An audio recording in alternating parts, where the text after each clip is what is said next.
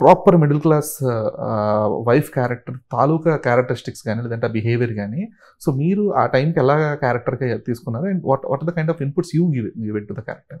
అంటే అండి definitely director గారు చెప్పినవి చాలా ఉన్నాయి. అలాగే శివాజీ గారు చెప్పినవి కూడా ఉన్నాయి. కానీ ఏంటంటే ఇన్‌బిల్ట్‌గా ఒక ఒక ఒక ఫీమేల్ కదా! మనం ఆ సిట్యుయేషన్‌లో ఉంటే ఎలా ఉంటుంది అనేది అంటే ఇప్పుడు నేను మోడర్నైజ్డ్‌గా పెరిగుంటే maybe I would not be able to do it.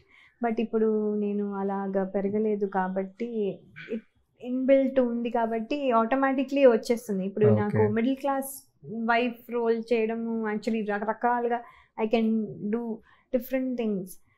Different types of reactions. అదే రియాక్షన్ ఇంకొంచెం ఎక్కువగా, లేకపోతే వెటకారంగా, లేకపోతే ఇదిగా, లేకపోతే టిమ్మిడ్‌గా ఇలా I can do lot of things because this is part of me growing inbuilt up. అంటే అనుకోవచ్చది. అందరిని చూస్తూ అలాంటి వాళ్ళని చూస్తూ పెరిగి అంటే మిడిల్ క్లాస్ మెంటాలిటీనే ఉంది ఇంకా. So what ever okay. Stage you go అక్కడే ఉంటుంది మైండ్. సో అవి ఈజీగా చేయగలను. సో హుహు. and with of course inputs of the director and all, so that was actually kind of uh, okay. easy for me.